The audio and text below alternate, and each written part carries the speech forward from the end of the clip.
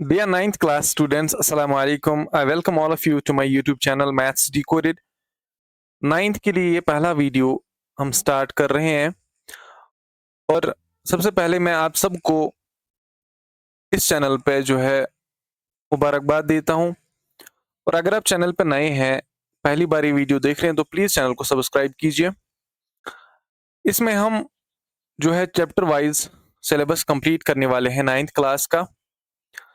और at the same time हमने already start किया हुआ था 8th का भी और 10th का भी। अब 9th का भी आज फाइनली स्टार्ट हो रहा है। तो सबसे पहले हम चैप्टर नंबर फर्स्ट ही स्टार्ट करेंगे, that is number system. Number system हम स्टार्ट करेंगे। अब इसका इंट्रोडक्शन का वीडियो नहीं आया, उसके पीछे एक रीजन है। बिकॉज जो नंबर सिस्टम का इंट्रोडक्शन है वो सेम है as introduction of real numbers. ठीक है, रियल नंबर्स में थोड़ा सा ज्यादा है बट उसमें नंबर सिस्टम का आ जाता है जो भी रियल नंबर्स का है। अब मैंने 10th का वीडियो अपलोड किया है इंट्रोडक्शन ऑफ रियल नंबर्स पे, उसमें मैंने वो सारी चीजें डिस्कस की है जो नंबर सिस्टम में ऑलरेडी है। जो चीजें वहां पे नहीं है वो मैं ऑलरेडी इस वीडियो में जहां पे क्वेश्चन में आएगा तो डाल दूंगा। ठीक है, लेकिन अगर आप देखना चाहो रियल नंबर्स पे इसका इंट्रोडक्शन सारा मिलेगा, सारी इरेशनल और रैशनल नंबर्स के बारे में। ठीक है, वो आप देख सकते हो क्योंकि वही हमें इस पर्टिकुलर चैप्टर में पढ़ना है। और 8th का जो रैशनल नंबर्स है उसमें भी थोड़ा सा मैंने बोला है, बट बेटर यही रहेगा कि आप रियल नंबर्स का इंट्रोडक्शन देखो। और वो मैं उसकी लिंक जो है ना मैं डिस्क्रिप्शन बॉक्स में वो डाल दूंगा। ठीक है, वो आप डिस्क्रिप्शन बॉक्स से वो लिंक देख सकते हो अगर आप चैनल पे नए हैं तो स्टार्ट करते हैं।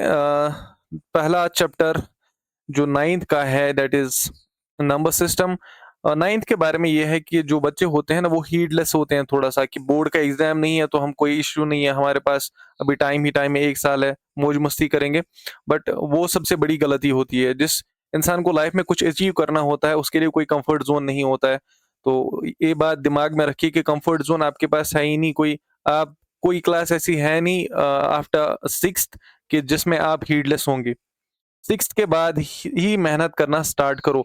अगर आपने अभी वो मेहनत स्टार्ट नहीं किया तो सीरियसली मैं बोल रहा हूँ आपको, आप 3 साल लैग कर रहे हैं या कम से कम 2 साल लैग कर रहे हैं। और वो 2 साल आप लैग कर रहे हैं उनको पूरा करने के लिए आपको बहुत मेहनत करने की जरूरत है। और 9th उसके लिए बेस है। ठीक है, 9th में बहुत बहुत ज्यादा अच्छे कंसेप्ट हैं जो आपको आगे यूज होने वाले हैं। अगर आप 9th अच्छे से नहीं पढ़ोगे तो फिर 10th में आके कोई फायदा नहीं है, फिर आप बोर्ड एग्जाम्स के पीछे लगे रहते हो। फिर नीट का जो इशू है ना वो आप भूल जाते हो, नीट में आप कुछ नहीं कर पाते हो। वो रीजन ये है कि आप 10th में भी बोर्ड एग्जाम्स के पीछे होते हो, 12th में भी बोर्ड एग्जाम्स के पीछे होते हो, कंसेप्ट क्लियर नहीं करते हो, बस रट्टा मारते हो और फिर मार्क्स के पीछे भागते हो। और एंड पे जब नीट में आप एंट्रेंस में आ जाते हो, जब नीट देना होता है आपने, तो फिर वहां पे आप बहुत पीछे होते हो। जो स्टूडेंट्स जो तैयारी कर रहे हैं बहुत टाइम से, उनका कुछ अलग ही गोल है, उनकी कुछ अलग ही सोच है, जो कि अनफॉर्चुनेटली बहुत सारे बच्चे ऐसे हैं जो अ, बाकी जो क्लासेस में जो है ऐसे चलते हैं कि जैसे उनको लगता है कि बहुत टाइम है हमारे पास, नीट में जाएंगे, जब हम एंट्रेंस देंगे तो उसी साल पढ़ेंगे, जो बहुत सारी वो जो असल में स्ट्रेटेजिकल मिस्टेक है। ठीक है, तो इस पे अलग से वीडियो होगा कि नीट के लिए कहाँ से तैयारी करे, क्या तैयारी करे। तो अभी हम स्टार्ट करते हैं इस वीडियो को। नंबर सिस्टम में हमारे पास बहुत सारे नंबर्स होंगे।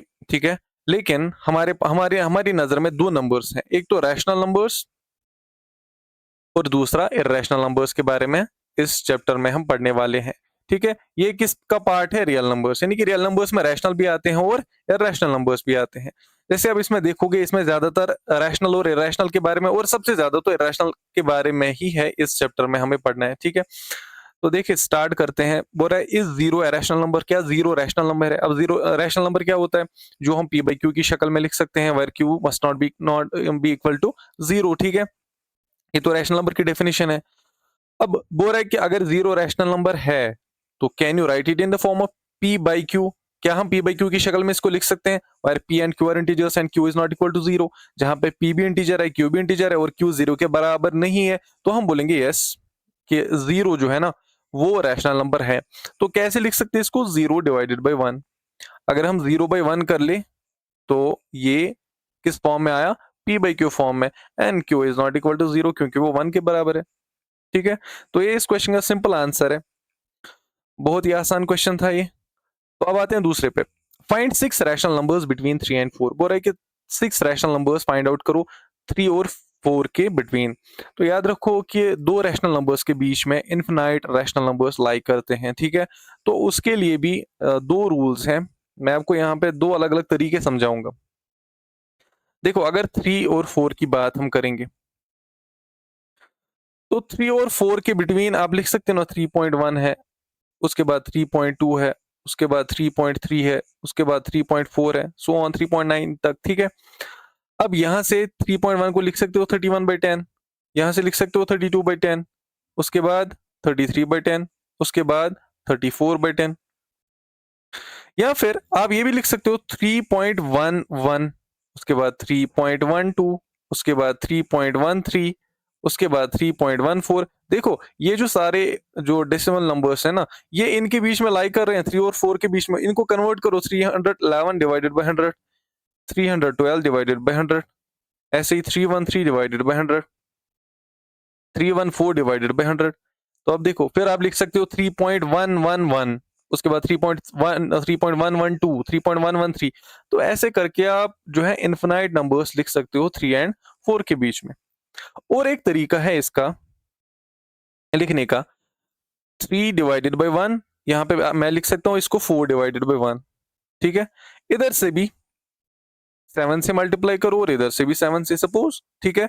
आप मल्टीप्लाई करने को किसी भी नंबर से मल्टीप्लाई कर सकते हो। 7 3 आर 21 डिवाइडेड बाय 7, और यहाँ पे 7 4 आर 28 डिवाइडेड बाय 7। अब कितने नंबर्स, 22/7, 23/7, 24/7, 25/7, 26/7 एंड 27/7। कितने आ गए, 1 2 3 4 5 6, ठीक है। तो 6 नंबर्स आ गए इसके बीच में, ठीक है। बहुत ही आसान है।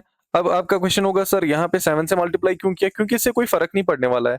अगर मैं यहाँ पे 7 और 7 को कैंसिल कर दूं यहाँ पे, तो वापस 3 बचेगा, कोई फर्क नहीं पड़ेगा इससे, ठीक है। तो इसीलिए ये तरीका भी है, ये तरीका भी है। आप चाहे तो 7 की जगह 8 से भी कर सकते हो, 9 से भी कर सकते हो, 10 से भी कर सकते हो, 100 से भी कर सकते हो, कोई भी नंबर हो।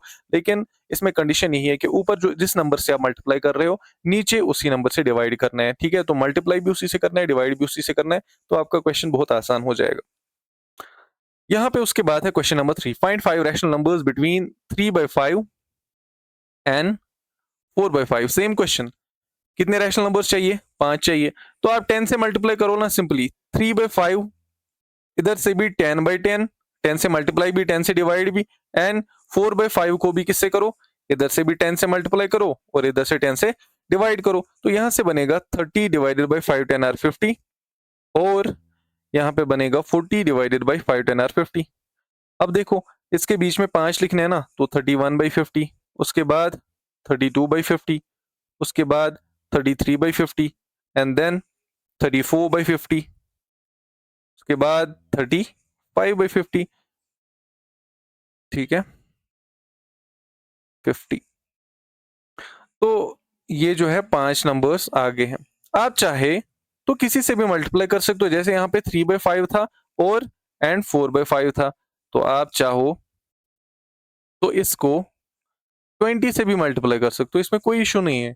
यहाँ पे भी 20 से, यहाँ पे भी 20 से, फिर यहाँ पे आएगा 23 आर 60 डिवाइडेड बाई 100, ठीक है। और यहाँ पे आएगा 24 आर 80 डिवाइडेड बाई 100, तो इनके बीच में लिख सकते हो 61/100, ऐसे ही 62/100। तो 5 लिखने हैं तो 5 लिख सकते हो, ठीक है। तो बहुत ही आसान है ये। अब यहाँ पे मैं आपको एक चीज यहाँ पे ऐड करूं, देखो, अगर हमारे पास ये था अभी 4/5 3/5 ऐसे ही कुछ था, ठीक है, डिनोमिनेटर सेम था। अगर हमारे पास डिनोमिनेटर सेम होगा, जैसे अगर यहाँ ऐसे होगा 4/5 और 6/5, डिनोमिनेटर सेम है तो हमारे लिए बहुत आसान है। लेकिन अगर कुछ ऐसे हुआ 3/2 और 5/6, सपोज ऐसे होगा, डिनोमिनेटर अब डिफरेंट आया, यहाँ पे इसका डिनोमिनेटर 2 आया और यहाँ पे डिनोमिनेटर कितना आया, 6 आया। तो हमें क्या करना है, सबसे पहले डिनोमिनेटर को सेम बनाना है। डिनोमिनेटर को सेम बनाने के लिए हमें इनका एलसीएम निकालना पड़ेगा। इनका एलसीएम कितना है, 2 और 6 का एलसीएम 6 होता है, ठीक है। अब मुझे कैसे पता चला, एक ट्रिक मैं आपको बताऊंगा। अगर दो नंबर्स हमारे पास होंगे और छोटे नंबर से बड़े नंबर को डिवाइड हो रहा है, तो बड़ा नंबर ही एलसीएम है। तो 2 से 6 को डिवाइड हो रहा है तो 6 एलसीएम है। अब एलसीएम 6 है। अब देखो, आप यहाँ पे नंबर है 3/2, अब मुझे बोलिए 2 को मैं किससे मल्टीप्लाई करूंगा, वो 6 बनेगा। 2 को 3 से मल्टीप्लाई करना पड़ेगा। जब मैंने नीचे 3 से मल्टीप्लाई किया तो ऊपर भी किससे मल्टीप्लाई करना पड़ेगा, 3 से। और ऐसे ही सिमिलर वे में 5/6 है इधर, 6 को 1 से मल्टीप्लाई करना पड़ेगा। 1 से मल्टीप्लाई करेंगे, डिवाइड करेंगे, उससे कोई फर्क नहीं पड़ता। 3 3 आर 9 डिवाइडेड बाई 2 3 आर 6 और 5 1 आर 5 डिवाइडेड बाई 6 1 आर 6।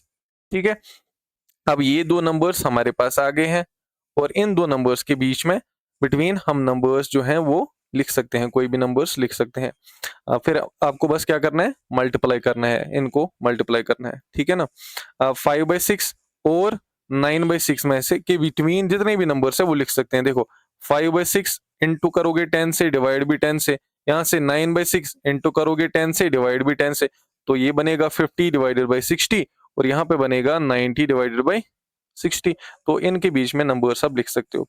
तो जो यहाँ पे क्वेश्चन आ सकता है, जो मोस्ट डिफिकल्ट क्वेश्चन आ सकता है, वो डिनोमिनेटर्स डिफरेंट होंगे वो आ सकता है, बाकी कोई इसमें उतना मुश्किल काम है नहीं। ठीक है, तो उसके लिए डिनोमिनेटर जब डिफरेंट होगा तो ये रूल यहाँ पे यूज करोगे आप।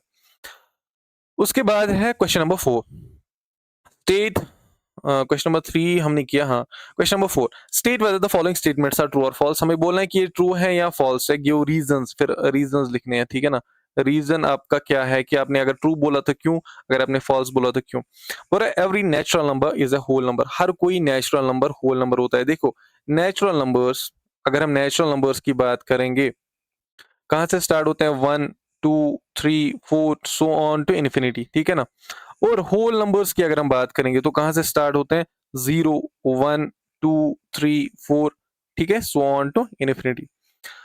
बोल रहा है every natural number is a whole number, हर कोई natural number already whole number होता है। अरे होता है ना, देखो 1 2 3 4 इन्फिनिटी इसमें ऑलरेडी प्रेजेंट है होल नंबर्स में, तो हर कोई नेचुरल नंबर होल नंबर होता है, इसमें कोई शक नहीं है। तो पहला जो है इसका आंसर है ट्रू। हम इसका रीजन ये लिखेंगे, आप ये भी लिख सकते हो रीजन। ठीक है, ये जो है ये कंडीशन आप नीचे लिख सकते हो, नेचुरल नंबर में 1 2 3 4 और होल नंबर में ऐसे भी लिख सकते हो आप, इसमें कोई इश्यू नहीं है। नेचुरल नंबर्स जो है वो 1 2 3 4 सो ऑन टू इन्फिनिटी, और होल नंबर्स जो है वो 0 1 2 3 4 सो ऑन टू इन्फिनिटी। फिर लिखोगे होल नंबर्स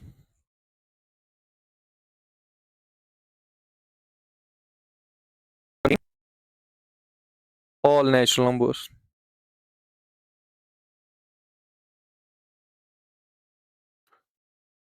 ठीक है, तो ये था, बहुत आसान था ये। फिर दूसरा बोल रहा है every integer is a whole number, हर कोई इंटीजर जो है वो होल नंबर है। अब इंटीजर्स किन्हें बोलते हैं, हर किसी पॉजिटिव नेगेटिव नंबर को और इंक्लूडिंग जीरो को होल नंबर बोलते हैं। ठीक है, या फिर ये भी बोल सकते हो हर कोई पॉजिटिव नंबर और इसका इनवर्स या उसका नेगेटिव। ठीक है, नेगेटिव पार्ट जो है वो होल नंबर, ये इंटीजर्स हैं। ठीक है, इंक्लूडिंग जीरो, इसमें जीरो भी आएगा साथ में। तो ये इंटीजर्स की बात हो रही है। ठीक है, तो हमें बोलना है every integer is a whole number, हर कोई इंटीजर होल नंबर है क्या। अब होल नंबर्स की बात हमने की, होल नंबर्स क्या होते हैं, जो जीरो से स्टार्ट होते हैं, 0 1 2 3 4 सो ऑन टू इन्फिनिटी। अब बोल रहा है कि सारे इंटीजर्स होल नंबर हैं, अरे नहीं, सारे होल नंबर्स इंटीजर्स हैं। ठीक है, ये ठीक है, लेकिन सारे इंटीजर्स होल नंबर नहीं है, क्योंकि इंटीजर्स में नेगेटिव नंबर्स भी आते हैं, तो वो होल नंबर्स नहीं है नेगेटिव नंबर्स। तो हम इसको लिखेंगे यहाँ पे फॉल्स। रीजन क्या है, because integers contain negative numbers also. ठीक है, this whole numbers does not contain negative numbers, तो इंटीजर्स में होल नंबर्स, इंटीजर्स में जो है वो नेगेटिव नंबर्स होते हैं। तो इसका मतलब ये हुआ कि हर कोई इंटीजर होल नंबर नहीं है। फिर इसका थर्ड पार्ट है every rational number is a whole number, हर कोई रैशनल नंबर होल नंबर होता है क्या, बताओ। हम लिखेंगे नहीं, फॉल्स। क्यों, आप रैशनल नंबर्स की बात करोगे, रैशनल नंबर 3/4 है, तो यह होल नंबर है, ये नहीं है। रैशनल नंबर -1/2 है, तो ये होल नंबर है, नहीं है। तो आप लिखोगे रैशनल नंबर जो है वो फ्रैक्शन फॉर्म में होते हैं, तो होल नंबर्स उस फॉर्म में होते नहीं है। रैशनल नंबर्स नेगेटिव हो सकते हैं, तो होल नंबर्स नेगेटिव नहीं हो सकते। तो ये रीजंस आप इस पे लिख सकते हो, ये बहुत ही आसान से क्वेश्चंस हैं। ठीक है, ये आप लिख सकते हो। ये था chapter number system, class 9th, और इसकी जो वो पहली एक्सरसाइज थी बहुत ही आसान। जो आगे है इसका पोर्शन वो भी हम बहुत जल्द करने वाले हैं। तो आई होप आपको ये वीडियो समझ आ गया होगा। अगर इसका इंट्रोडक्शन अभी तक आपको समझ नहीं, अगर आपने नहीं पढ़ा है इंट्रोडक्शन इसका नंबर सिस्टम का, तो बेहतर यही रहेगा आपके लिए कि आप 10th का रियल नंबर्स वाला वीडियो देखिए, ठीक है? वो मैं डिस्क्रिप्शन में यहाँ पे पिन कर दूंगा, तो आप वो वहां से देख सकते हो, बेहतर रहेगा। अगर वो पहले देखो उसके बाद ये देखो तो वो बहुत ज़रूरी है आपके लिए। अगर आपको रैशनल नंबर्स और इर्रेशनल नंबर्स के बारे में नहीं पता है, अगर आपको डेसिमल एक्सपेंशन के बारे में नहीं पता है, तो thank you very much for watching this video. फिर से मैं रिपीट करूंगा कि जो चैनल पर नए हैं और जो पहली बार इस वीडियो को देख रहे हैं, तो please subscribe the channel and share it with your friends. Thank you very much for watching this video.